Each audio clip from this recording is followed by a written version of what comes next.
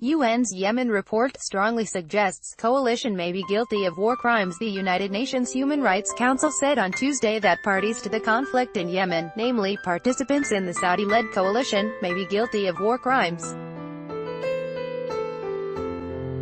A 41-page report by the group of regional and international eminent experts on Yemen, which was commissioned by the UN, strongly suggests that the Saudi-backed Yemeni government in exile, and the Saudi-led coalition, including the United Arab Emirates, have committed acts that may, subject to determination by an independent and competent court, amount to international crimes. Coalition airstrikes have killed civilians in residential areas, markets, funerals, weddings, detention facilities, civilian boats and even medical facilities, the UN statement asserts.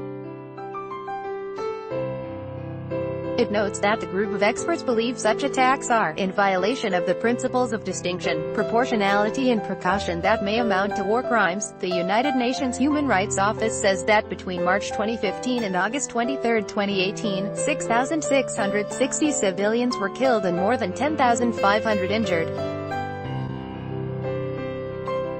However, the Human Rights Council cautions that the real figures are likely to be significantly higher. International pressure against the campaign has mounted since August 9, when a US-made bomb was used to blow up a school bus, killing 40 children and 11 others.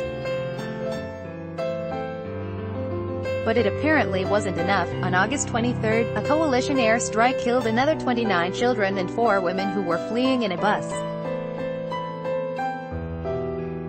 I urge all parties to take the necessary measures to remove disproportionate restrictions on the safe and expeditious entry into Yemen of humanitarian supplies and other goods indispensable to the civilian population, and the movement of persons including through Sana'a International Airport in compliance with international humanitarian law, said the group's chairperson, Kamal Jendoubi. The report also alleges that Houthi forces have used weapons with wide areas of effect in urban settings, and, like other parties in the conflict, have conscripted children into armed service. Most civilian casualties, however, have come from coalition airstrikes, the report states. On Tuesday, U.S. Secretary of Defense James Mattis told reporters at the Pentagon that U.S. support for Saudi Arabia in the conflict is conditional on the Saudis doing everything humanly possible to avoid any innocent loss of life. So far, the Pentagon has not acted to curb its support for the coalition, even as lawmakers try to force its hand.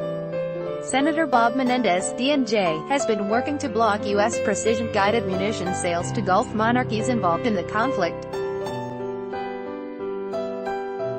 The Department of Defense can't give you a good answer about how it is our assistance is actually making the war in Yemen better in terms of civilian casualties, he told the media. Sen. Chris Murphy, DCT, on Tuesday said he would introduce legislation to reject the sale of more than 120,000 precision-guided munitions to Saudi Arabia and the UAE should the administration press forward with it. A similar resolution to pull out U.S. support completely failed in March, but Murphy is more confident he'll get the necessary votes after the August 9 bus bombing.